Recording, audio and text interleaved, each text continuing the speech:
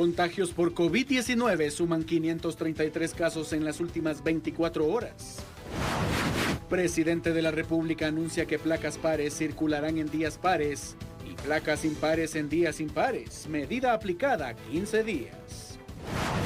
Se registran las primeras capturas por fiesta clandestina en ruta a El Salvador, tras 14 allanamientos en 5 municipios del departamento de Guatemala.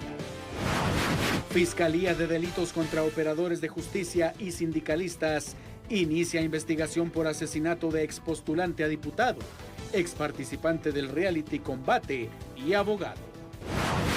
Congreso de la República denuncia ante el Ministerio Público a 3 magistrados de la Corte de Constitucionalidad por resolver un amparo a su favor. Organismo legislativo prorroga el estado de calamidad en nuestro país y también prorroga el estado de sitio en 3 municipios de Sololá. Farmacias Cruz Verde, 1728, Medicinas a domicilio. Presentaron los titulares de Noticiete. ¿Qué tal, amigos? ¿Cómo están? Muy buenas noches. Qué gusto poder saludarles en este domingo 28 de junio del año 2020. Muy cordialmente a nombre de todos nuestros compañeros en la sala de redacción, el equipo de producción, reporteros y enviados especiales de Noticiete. Les presentamos lo más completo de las noticias en este prolongado asueto, en un domingo de lluvias intermitentes, pero también de confinamiento total, de prohibición de salida y que se extenderá pues con el asueto de mañana por el Día del Ejército. Vamos a presentar entonces lo más completo y vamos a hacer una revisión de las cifras, de las estadísticas que ofrece el Ministerio de Salud en torno al COVID-19.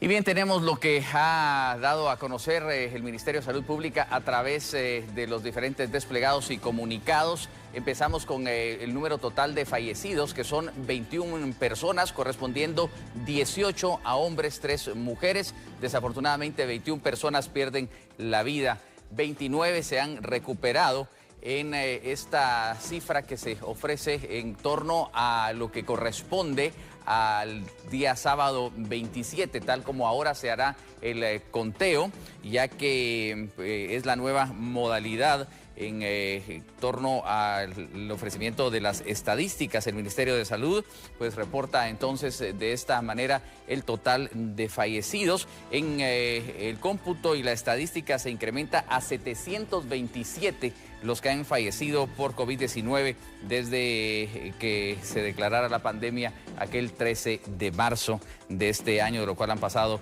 más de 3 meses.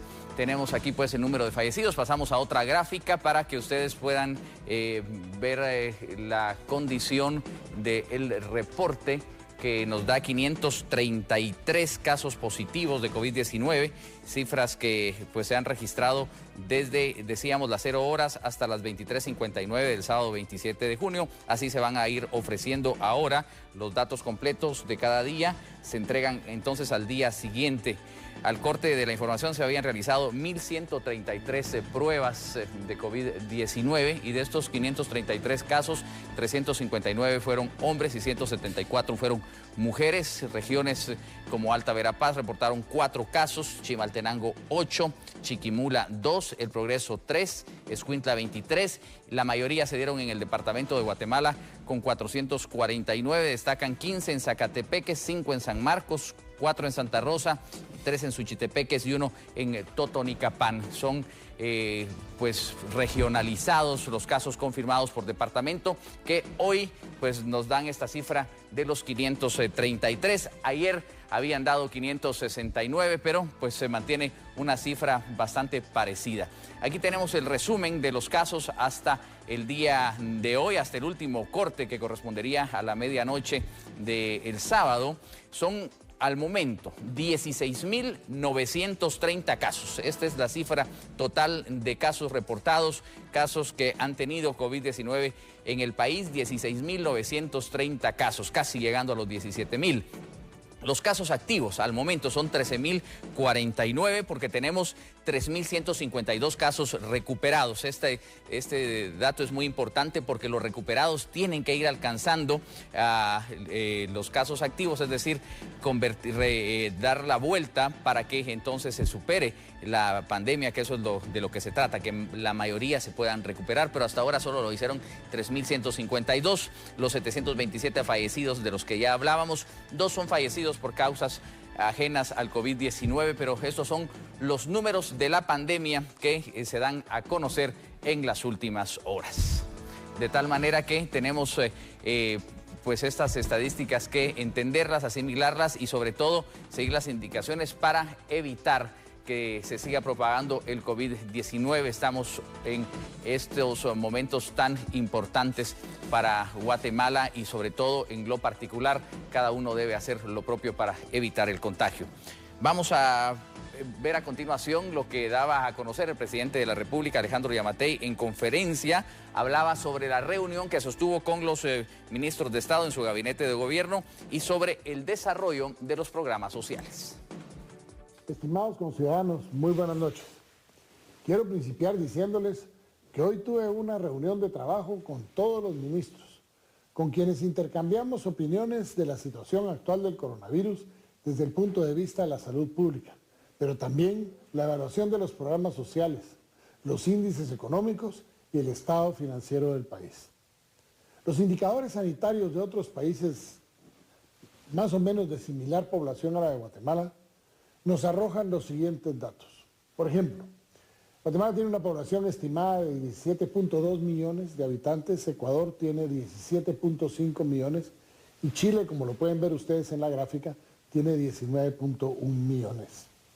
En casos totales, como lo miran ahorita, Guatemala tiene hasta el día de hoy 16.930 casos, Ecuador 54.574 y Chile 271.982. En cuanto a casos activos, Guatemala tiene una cifra de 13.049 casos, Ecuador 23.230 y Chile 34.263 casos. En la siguiente gráfica ustedes miran el total de fallecidos. Guatemala tiene 729 contra 5.509 en Ecuador y 4.424 en Chile. En lo que respecta a las muertes por millón de habitantes, como ustedes pueden ver en la gráfica, Guatemala tiene 41 personas por cada millón de habitantes que han perdido la vida, Ecuador 267 y Chile 306. Esto demuestra la realidad de la situación de Guatemala, comparándola con países que poblacionalmente tienen una similitud con nosotros en el área latinoamericana. En lo que respecta a los programas sociales, quiero indicarles que el bono familia a estas horas ha beneficiado a 1.463.961 familias.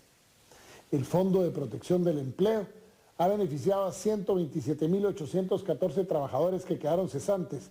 Estos han recibido ya 506.486.550 quetzales. En lo que respecta al Fondo de Protección de Capitales, se ha ejecutado un total de 188.193.000 quetzales, beneficiando a 304 personas, empresas, comerciantes individuales, profesionales, emprendedores y cooperativas de ahorro y crédito. En el fondo de la micro, mediana y pequeña empresa se ha logrado desembolsar a la fecha 180 millones de quetzales. El programa de alimentación escolar continúa beneficiando a 2.4 millones de niños diariamente y les quiero contar que a partir de mañana la tercera entrega de alimentos va a alcanzar a darle a cada niño una dotación alimentaria por 21 días. Estamos contando con la colaboración de los maestros en las escuelas para poder repartir los alimentos en una manera ordenada, pero sobre todo nos aseguremos que le lleguen a nuestros niños. Quiero aprovechar también para mandar un mensaje al Ejército de Guatemala, ya que este 30 de junio será un día del Ejército totalmente diferente, ya que no habrá celebraciones, no habrán desfiles, pero sí quiero aprovechar para reconocerles y agradecerles la labor que han realizado ante la emergencia que estamos viviendo. Hoy, más que nunca, han apoyado en esta crisis desde la construcción de hospitales, en llevar ayuda a la población vulnerable, en cuidar nuestras fronteras, y también le reconocemos que siempre han apoyado ante los desastres naturales, tal y como lo pudimos ver recientemente con las personas afectadas como causa de las tormentas Amanda y Cristóbal. También el doctor Alejandro Yamatei, presidente de Guatemala, daba a conocer cómo queda ahora la forma de circulación de los automóviles particulares de acuerdo al número de placa.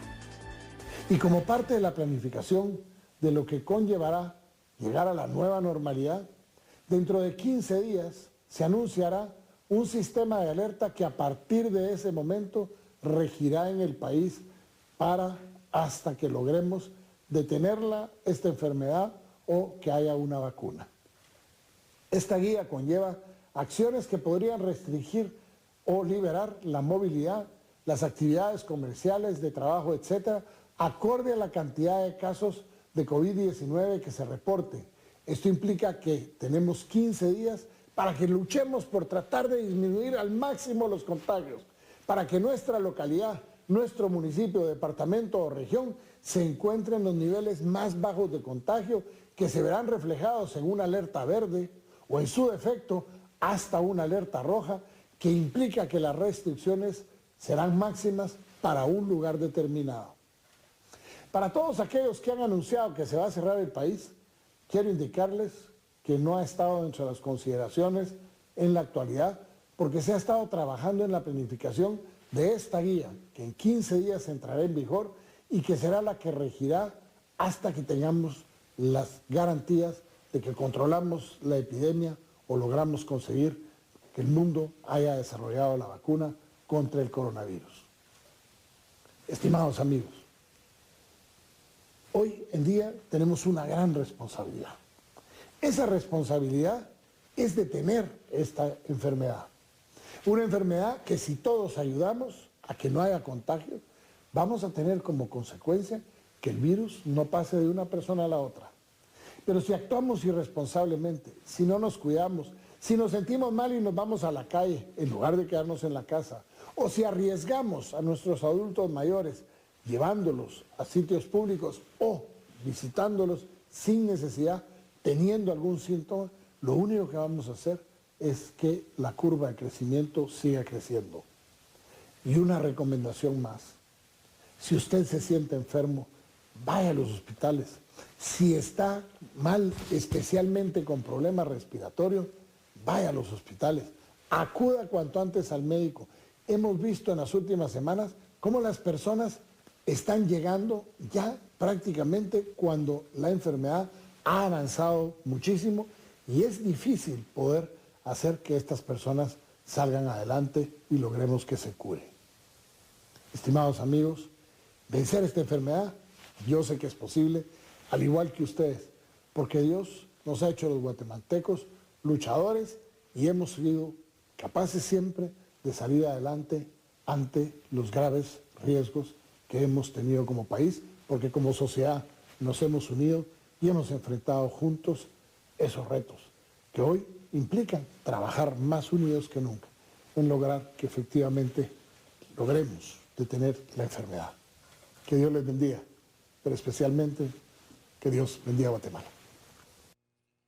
Se desprende después de las declaraciones del presidente en esta conferencia de prensa de hoy, del domingo, la necesidad de cuidarnos entre sí y sobre todo de seguir todas estas recomendaciones, los protocolos, de lo cual pues ya se analiza el regreso a la nueva normalidad. Pero vamos a esta parte práctica, a las regulaciones que van a regir para los próximos días, tal como ha venido sucediendo las 2 semanas anteriores. Tenemos que tener pues paciencia y por supuesto un compás de espera a lo que está por suceder. Es cierto que los guatemaltecos, muchos quieren que se reactive la economía y se necesita, de hecho, que se vuelva a una condición de productividad en el país, pero pues también tenemos que tener un objetivo común y es el de reducir estos casos y lo haremos pues con el respeto a ciertas medidas, tal el caso de los números de placas y sus prohibiciones y lo que está por venir en los próximos días,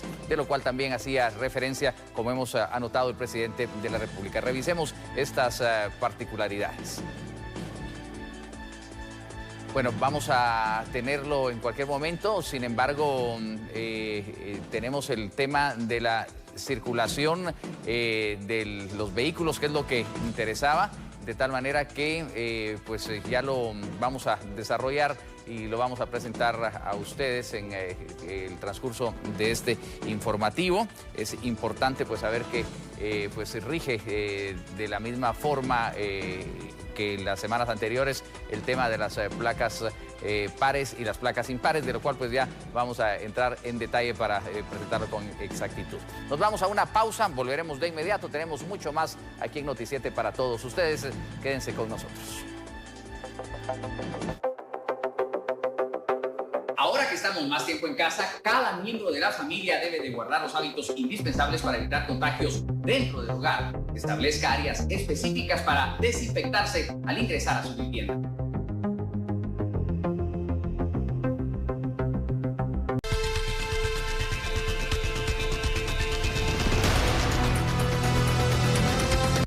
Aquí estamos de regreso en Noti7 y vamos a revisar estas disposiciones y póngale mucha atención porque ahora la circulación de vehículos tiene que ver con la fecha del mes que iniciaremos, el mes de julio, y también lo que está por ocurrir durante los próximos 15 días, que ya se anticipa los domingos también de cierre total del país. Esto es lo que daba a conocer el mandatario guatemalteco. Yo sé que muchos están esperando las disposiciones presidenciales. En estas últimas 2 semanas hemos tenido restricción de movilidad para los departamentos de Guatemala, Zacatepeques, El Progreso y San Marcos. Esas restricciones han ido acorde al número que aparecen en las placas de circulación. Esto ha logrado una disminución importante, como ustedes lo habrán podido notar, y contribuye, sin lugar a dudas, a que el número de contagios también disminuya, o por lo menos que no sigan subiendo más. Esta medida la mantendremos por los próximos 15 días, pero cambian los departamentos. Estarán vigentes para los departamentos de Guatemala, Zacatepeques, Escuintla y Quetzaltenango. Quedan fuera San Marcos y El Progreso de esta restricción. Este último departamento, El Progreso, merece un especial reconocimiento por el aplanamiento de la curva de los casos y los motivamos a que continúen de esa manera. En las últimas 2 semanas hemos visto cómo el número de casos por cada 100.000 habitantes en El Progreso ha ido bajando. En lo que respecta al horario para poderse movilizar, se mantiene el mismo horario de 5 de la mañana a 6 de la tarde, de lunes a sábado. El sábado a las 6 de la tarde queda cerrado el país hasta el lunes a las 5 de la mañana, tal y como ha venido sucediendo en las últimas 2 semanas. Todo el tránsito interdepartamental está permitido, exceptuando aquellos que van hacia o desde los departamentos de Guatemala, Zacatepeques, Escuintla y Quetzaltenango, que por el número de contactos tienen estos 15 días una restricción para poder recibir gente o movilizarse de esos departamentos hacia otros lugares. La policía será muy drástica en estar velando porque efectivamente se cumpla con esta limitación de conducción interdepartamental. Se les recuerda a todos que está terminantemente prohibidas todas las reuniones públicas o privadas y la fuerza pública actuará conforme a lo establecido de manera que se impida que esas reuniones se conviertan en focos de contagio. A toda la población los invitamos a que denuncien este tipo de actividades para que podamos actuar y asegurarnos que efectivamente esas reuniones ilegales no se conviertan en una expansión de la epidemia. Les recuerdo encarecidamente a las personas que están arriba de los 60 años de edad, las mujeres embarazadas, las personas con diabetes, hipertensión o con problemas en el corazón, cardiopatías, y otras condiciones médicas de alto riesgo a que se queden en su casa tanto como les sea posible. Yo estoy convencido que podemos vencer esta enfermedad y depende de lo que usted haga, porque en la medida que usted se cuide, cuida a los demás, y en la medida que los demás se cuidan, lo cuidan a usted. Por eso es importantísimo que si usted tiene alguno de los siguientes síntomas, tos, fiebre, dolor de garganta, ardor de ojos, dolor de cabeza o pérdida del sentido del gusto o del olfato, absténgase de ir a trabajar y no salga de su casa. Hay que enfatizar en algo. Si usted tiene dificultad respiratoria o se siente muy enfermo, busque asistencia médica, no importa la hora. La restricción de horarios no le debe impedir llegar a recibir atención médica. Para el tema de la circulación, si la fecha es del día par, circulan las placas que terminen en número par. Y si la fecha del día es impar, circulan las placas que terminen en número impar. Por ejemplo, mañana es 29 de junio, es fecha impar, por lo tanto circulan las placas impares terminadas en 1, 3, 5, 7 y 9.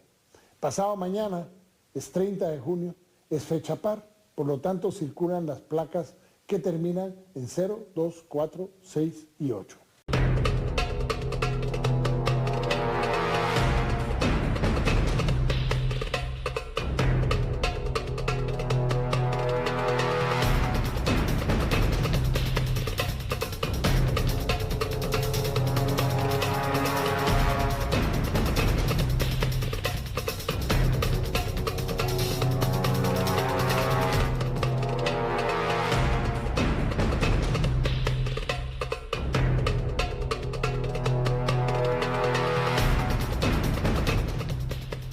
Aquí estamos de regreso y luego de otorgar 3 amparos, magistrados de la Corte de Constitucionalidad se autoprotegieron del proceso de antejuicio en su contra. El pasado viernes, en pleno extraordinario, magistrados suplentes de la Corte Suprema de Justicia dieron trámite a la solicitud de antejuicio presentada por el abogado José Roberto Guzmán Hernández en contra de los magistrados de la Corte de Constitucionalidad, Gloria Porras, Neftalí Aldana, José de Matavela y Bonerge Mejía. Horas después, en el Congreso de la República se integró la comisión pesquisidora que recomendaría retirarle o no la inmunidad a los togados. El abogado denunciante presentó una medida cautelar ante la Comisión Internacional de Derechos Humanos para que los magistrados de la CC no decidieran por sí mismos en el proceso de antejuicio en su contra. Sin embargo, a las 8:30 de la mañana, los magistrados de la Corte de Constitucionalidad se reunieron en pleno. 4 horas después, se dio a conocer que los togados otorgaron 3 amparos provisionales, deteniendo el proceso de antejuicio en contra de los togados Gloria Porras, Neftalí Aldana, Bonerge Mejía y Francisco de Matavela. Los magistrados en mención se autoprotegieron del proceso de antejuicio en su contra, pues la resolución fue firmada por los magistrados Gloria Porras, Francisco de Matavela, Bonerge Mejía, José Maynor Par Hussein y María Cristina Fernández, mientras que los magistrados Neftalí Aldana y Dina Ochoa se inhibieron de conocer las acciones de amparo. Por otra parte, el magistrado Henry Comte se ausentó. Con esta resolución se detiene el trámite de antejuicio planteado en contra de los togados, porque a criterio del abogado Guzmán Hernández es ilegal el amparo que otorgaron al Ministerio Público sobre el proceso de elección de magistrados de la Corte Suprema de Justicia y salas de apelaciones, en el cual ordenaban excluir a los candidatos que tuvieran señalamientos. Además, la CC ordenó al Congreso de la República que en un plazo no mayor a 12 horas se remita el expediente original del antejuicio para ser resguardado mientras dura la tramitación de garantías constitucionales de mérito. Además, se ordenó a la Corte Suprema de Justicia que remita la documentación en la que se indique la forma en la que quedó integrada al momento de conocer y decidir sobre la diligencia de antejuicio. Diversos sectores de la sociedad destacan ilegalidades y conflicto de intereses por parte de los magistrados de la Corte de Constitucionalidad que frenaron su proceso de antejuicio. Luego que la Corte de Constitucionalidad protegiera a 4 de sus magistrados y dejara en suspenso el proceso de antejuicio promovido en su contra, diversos sectores manifestaron su preocupación por las presuntas ilegalidades y arbitrariedades cometidas. Entre estas, destacaron un conflicto de intereses, pues 3 de los magistrados que enfrentarían el proceso conformaron el tribunal que frenó el proceso. El Centro para la Defensa de la Constitución, CEDECON, calificó este hecho como ilegal e ilegítimo. Además, hizo ver que se viola lo establecido en el artículo 165 de la Carta Magna, pues se impide al Congreso ejercer una función que literalmente le fue encomendada en la última reforma constitucional. Esto en alusión a que el legislativo no podrá conocer y analizar los señalamientos contra Gloria Porras, Bonerge Mejía, Neftalí Aldana y Francisco de Mata, ni sus pruebas de descargo. Tampoco decidir sobre si procede o no su retiro de inmunidad.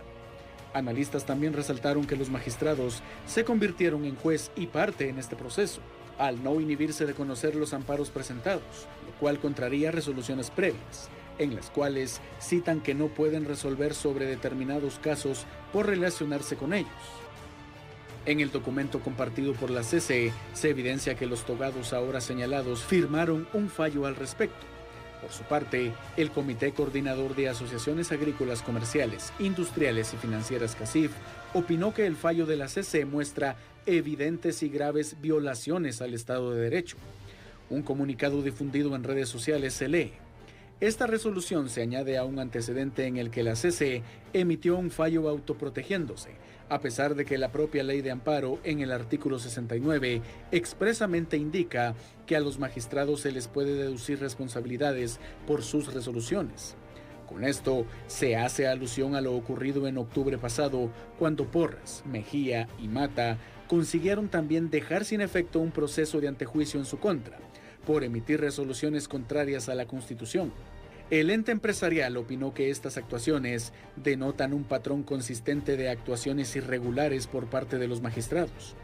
Hasta la presidenta de la Corte Suprema de Justicia, Silvia Valdés, presentó un memorial ante la CC, en el cual hace ver que los amparos en mención no reúnen los presupuestos procesales necesarios e indispensables para continuar con su trámite. Ante ello, solicitó a los magistrados suspender en definitiva el trámite del amparo provisional que frenó los antejuicios. La decisión queda en manos del máximo Tribunal Constitucional, el cual podría resolver cómo se le solicita o mantener su postura de proteger a sus integrantes. Como hemos anticipado, diversos son los comunicados que han emitido diferentes instituciones de gobierno ante esta situación generada a lo interno de la Corte de Constitucionalidad.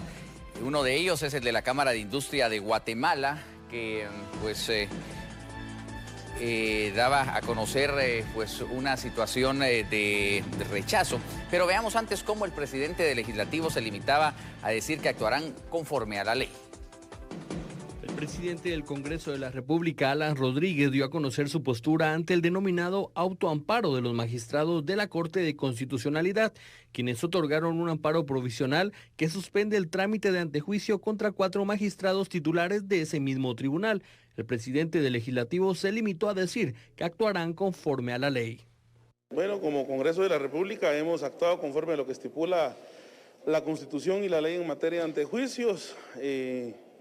Pues recién me informa que la CC al parecer se autoampararon, ¿verdad? Los mismos magistrados de la CC se autoampararon. Habría que ver, están en eso enfocados los abogados y nosotros pues vamos a manejar todo de una manera institucional y conforme corresponda a derecho.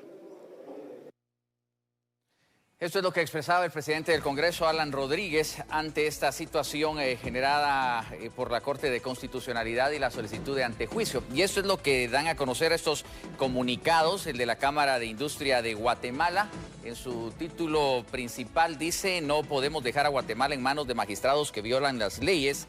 Rechazamos las acciones que atentan contra los mecanismos de control jurídico que establece la Constitución de la República, obstaculizando y poniendo en riesgo la estabilidad del Estado de Derecho en Guatemala.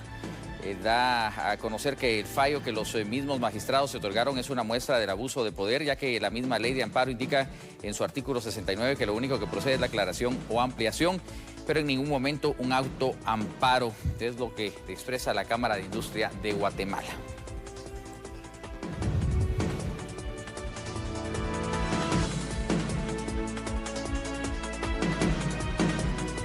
Y a continuación veremos cómo el abogado Estuardo Ralón del Centro de Defensa de la Constitución se expresaba al respecto.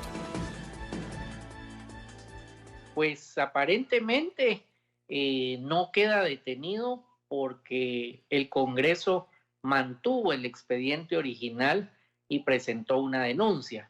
La intención de la resolución era que el expediente original fuera enviado a la Corte de Constitucionalidad con esta integración donde 3 de los 5 magistrados tenían un interés directo en ese expediente, y según lo que en redes sociales se comenta es que algún portavoz de la Corte de Constitucionalidad indica que mandaron una copia pero no el expediente original, por lo que al tener el Congreso el expediente original y si presentó alguna denuncia hay que esperar cuál es la decisión final del Congreso con el expediente original en sus manos.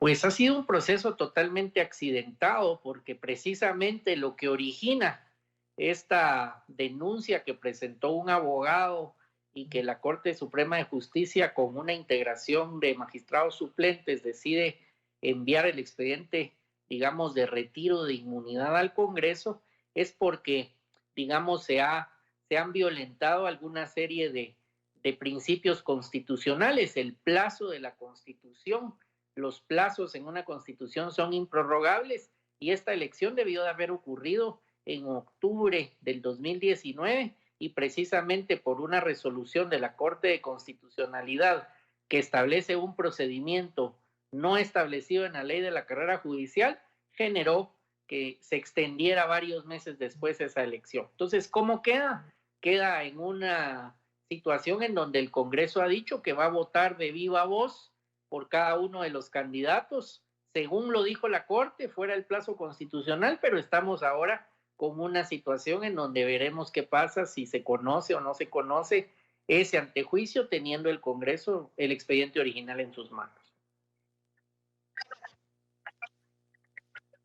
Pues yo creo que es importante que la ciudadanía esté informada de los comunicados oficiales que pueda hacer el Ministerio Público, que pueda hacer el mismo Congreso o la Corte de Constitucionalidad, es decir, tener una información de fuentes oficiales, porque en Guatemala todos los ciudadanos en nuestro actuar, según nuestra Constitución, tenemos la certeza de que cualquier funcionario, cualquier juez, cualquier magistrado, cualquier persona que contravenga la ley está sujeto a rendir cuentas ante la ley. Entonces, lo que se está discutiendo es que no puede haber alguien que diga que la ley no le aplica o que está por encima de la Constitución o que no se le puede pedir rendición de cuentas. Eso es lo que está en discusión acá. Y la denuncia un poco de lo que, si la hizo el Congreso, como dicen los medios, es en la línea de decir, pues sigamos el debido proceso, pero no puede haber alguien como un magistrado de la Corte de Constitucionalidad que diga que en sus resoluciones no responde ante la ley, habiendo una norma expresa en la ley de amparo, el artículo 69, que dice que son responsables ante la ley por sus resoluciones. Lo que decía el abogado Estuardo Ralón del Centro de Defensa de la Constitución, CEDECON, en torno a este tema de la Corte de Constitucionalidad, de la cual también se pronuncia la Cámara del Agro a través de un comunicado de prensa en el que hace ver que los funcionarios deben actuar conforme sus funciones en estricto apego a la Constitución y a la ley. El reciente fallo emitido por la Corte vulnera gravemente el Estado de Derecho, por lo que, además de respaldar el pronunciamiento del sector privado organizado, manifiestan la imparcialidad es un estándar no solo ético, sino aspecto esencial y obligatorio para todo juez o magistrado, incluidos los que integran el Tribunal Constitucional. Un juez o magistrado no puede conocer sobre un asunto donde tenga interés directo o donde él mismo sea el beneficiario de una resolución que suscribe. como toda república democrática, no hay que poder exento de responsabilidad, cuentadancia, control jurídico, ya que nadie es superior a la ley. Los controles entre órganos constitucionales deben realizarse con apego a la Constitución Política de la República y con respecto al debido proceso y al derecho de la defensa. Es lo que señalaba este comunicado de prensa de la Cámara del Agro. Aquí tenemos Twitter que sale de la cuenta de Juan José Gutiérrez, en el cual hace mención que hace ya una década, con el disfraz de socialistas, el apoyo de CICIG y financiados por ONGs afines, una mafia impune secuestró la CC, la CSJ, el MP y la PDH, logrando prostituir la justicia y el Estado de Derecho. Sobre el asesinato del abogado Óscar Mota, 2 más 2 igual 4, dice Juan José Gutiérrez en su cuenta particular de Twitter. Y aquí tenemos un comunicado de prensa del Congreso de la República, en el cual hace ver que la Comisión Permanente de este organismo de Estado, respetuosamente del Estado de Derecho y en resguardo de la institucionalidad de la República de Guatemala, manifiesta que la resolución emitida por la Corte de Constitucionalidad el 27 de junio de 2020, dentro de los expedientes acumulados 2187 de 2020, 2189 de 2020, 2190 de 2020, constituye una clara y grave afrenta al Estado de Derecho y a la institucionalidad, conteniendo manifiestas y evidentes violaciones a la Constitución Política de la República y las leyes de Guatemala, vulnerando el artículo 153 de la Constitución Política de la República, que establece: el imperio de la ley se extiende a todas las personas que se encuentren en el territorio de la República. Pues al resolver indican que, según su interpelación, la prohibición a que se refiere el artículo 67 de la Ley de Amparo, Exhibición Personal y de Constitucionalidad evita la persecución penal, civil o de cualquier otra índole contra los magistrados de la Corte de Constitucionalidad o Constitucionalidad por sus resoluciones, lo cual es inadmisible en un Estado de Derecho como el guatemalteco, en el cual tanto gobernantes como gobernados nos encontramos sometidos al imperio de la ley. Va dando a conocer este comunicado de prensa del Congreso de la República.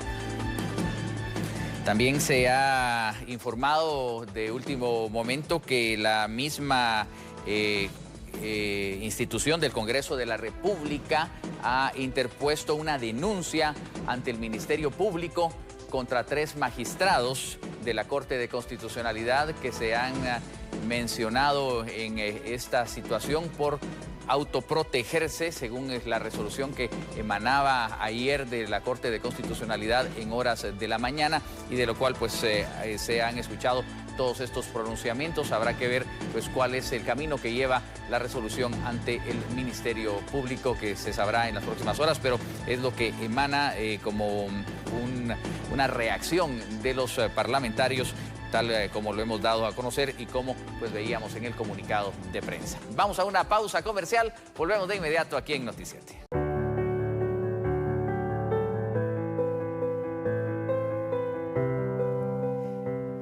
Tenemos más información aquí en Noti7. El viernes último trascendía el asesinato del licenciado Óscar Jean-Pierre Mota Ubico, quien trabajó en procesos jurídicos del país y participó también en el reality show de Combate.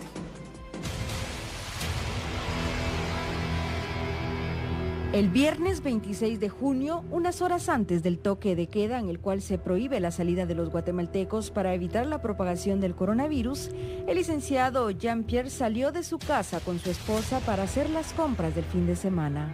Cuando salieron del lugar se dirigieron por la ruta que conduce de Vía Canales a San Miguel Petapa, y justo cuando conducía su vehículo rojo y pasaba sobre el puente Unión, esto ubicado en la Quinta Calle y Primera Avenida de la Zona 1 en Vía Canales y Santa Inés Petapa, Óscar Jean-Pierre Mota Ubico fue sorprendido por desconocidos que en cuestión de segundos le dispararon y salieron huyendo del lugar. Se escucharon alrededor de 13 disparos. Los vecinos del lugar salieron rápidamente para ver lo ocurrido y llamaron a los cuerpos de socorro, quienes trasladaron al abogado y a su esposa al hospital de Amatitlán. Cuando llegaron al centro asistencial, Jean-Pierre falleció. Tenía 3 impactos, 1 en la cabeza y 2 en el pecho. Mientras esto ocurrió, los agentes de la Policía Nacional Civil, en conjunto con el Ministerio Público, llegaron a la escena del crimen. donde solo quedó el vehículo rojo. A escasos metros habían 13 casquillos. Esto según lo que contabilizaron los peritos del MP. Las indagaciones se hicieron en medio de la oscuridad y el silencio por ser el toque de queda. Hasta el momento, las autoridades no han mencionado qué pudo haber pasado en contra del abogado, ex candidato a diputado y excombatiente. Sus familiares y seres cercanos lamentan el deceso, sobre todo por no poder acompañar a los seres queridos en el último adiós, debido a las restricciones actuales por el COVID-19. Y en la siguiente nota le presentamos detalles de quién era el licenciado Jean-Pierre Mota Ubico.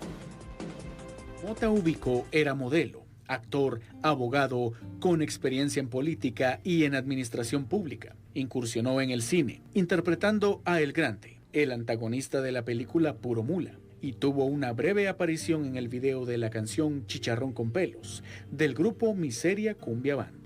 Además participó en el 2017 en el programa de entretenimiento de Combate, con gran audiencia. Formó parte del equipo naranja. En ese entonces yo tenía una secretaria y ella recibía todos mis correos, volvieron a escribir. Y mi secretaria se tomó la molestia y pues de escribir y decir que sí iba a ir, sin contarme a mí nada. Entonces, mire, Lick, me dice, fíjese que usted tiene una entrevista tal día. Ah, ¿en dónde? Yo creí que era de algún caso que veo en Zona 11, en Canal 3. Como así le dije, esto, yo les había dicho que no, le dije yo, ¿a qué, verdad? No, que vaya, que de repente, que...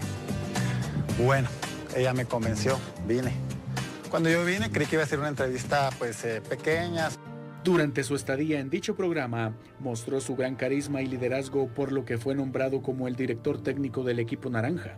Su habilidad y fortaleza hizo que se ganara el cariño del público, siendo uno de los más queridos de la edición.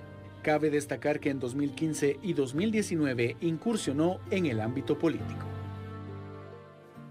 Por la difícil época y el momento de la pandemia del COVID-19 que atraviesa nuestro país, los seres queridos y amigos de Jean-Pierre difícilmente pudieron despedirse de él.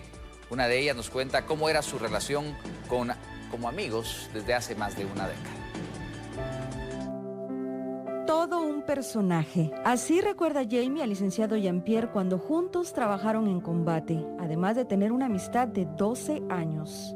Era increíble, o sea, él tenía el personaje de molestar a la gente, con el jefecito que estaba antes también con nosotros, eran amigazos, o sea, y todos los grandes nos hicimos muy amigos. Según Jamie, cuando le contaron que Jean-Pierre había fallecido, no lo creía. Pensó que era una broma, a la cual siempre estaban acostumbrados con él. Ayer por eso mismo tú no creías que había Ajá, yo no creía. ¿Pensaste que era una broma? Sí, pero así, o sea, imagínate que yo me sentí así como, no, hombre, de verdad, no, hombre, Jimmy, de verdad confirmado. No, hombre, ya le hablaste a Joshua, confirmado. No, hombre, no. Cuando ya vi la noticia que empezó a subir así, todo el mundo, yo, no puede ser. Difícilmente podrá olvidar a un amigo y tampoco sabe cómo dar las condolencias a su familia por este hecho ocurrido el viernes pasado. En efecto, hay pesar entre la familia de combatientes de este importante reality show en nuestro país que a diario se transmite por Canal 3, de tal manera que la producción de Combate por medio de su cuenta de Twitter se pronunciaba sobre el asesinato de Jean-Pierre Mota Ubico, manifestando su pesar por el fallecimiento de su excompañero y manifestando su más sentido pésame para sus familiares, amigos y compañeros. Así que ha hecho de conocimiento público la producción del reality show Combate este pésame, pero también sus compañeros, amigos, la producción, todo el equipo de Combate, de una u otra manera, en la medida de lo posible, le ha dado el último adiós. Descanse en paz, Jean-Pierre Mota Ubico. Y ahora nos vamos a enlazar con nuestro compañero Alfredo Mendoza, quien nos va a actualizar sobre lo que se sabe y lo que ha ocurrido en torno al asesinato y horas posteriores de esta difícil situación de Jean-Pierre Mota Ubico. Vamos a hacer el enlace respectivo. Adelante, Alfredo, buenas noches.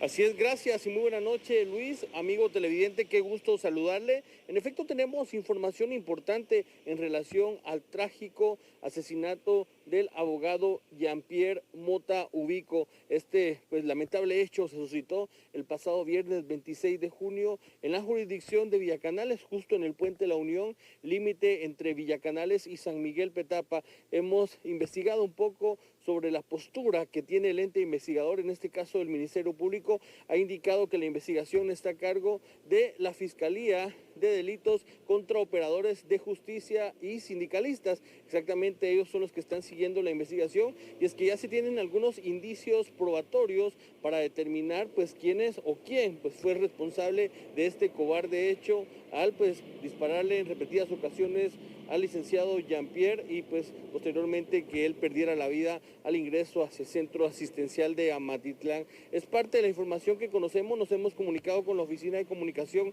del Ministerio Público por las circunstancias de confinamiento en que nos encontramos, se han comunicado con nosotros.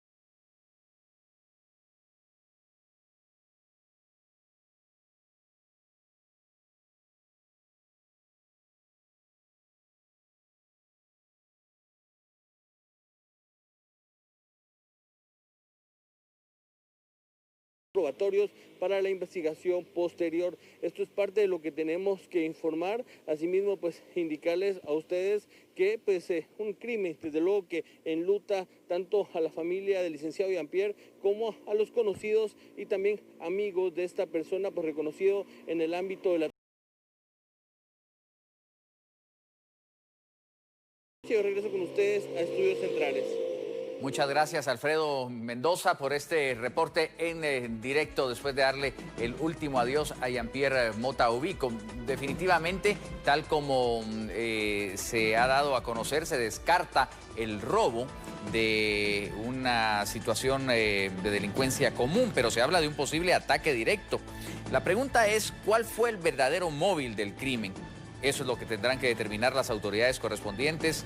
Así que sus familiares y amigos piden el esclarecimiento del caso y que no quede en la impunidad. La pregunta, ¿cuál fue el verdadero móvil del crimen de Jean-Pierre Mota Ubico, quien hoy es despedido por sus familiares, amigos y todos los guatemaltecos? En paz descanse.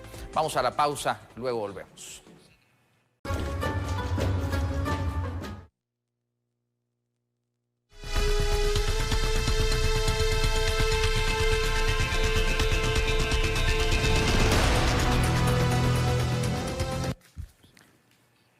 Estamos ya con más noticias. Uno de los médicos guatemaltecos, otorrinolaringólogo, fue diagnosticado con coronavirus y a sus 90 años logró recuperarse. Cuando se inició la pandemia se alertó sobre los más vulnerables que podrían ser las personas de la tercera edad. Ante esta situación deben tomar más precauciones, pero el doctor Carlos Castellanos, un especialista que tiene 90 años, pasó la fase más difícil y ha logrado recuperarse. El momento en que sale del hospital, entre aplausos y alegría del personal, fue captado por uno de los presentes, donde se notó la alegría de los colegas y personal de salud al saber de su recuperación.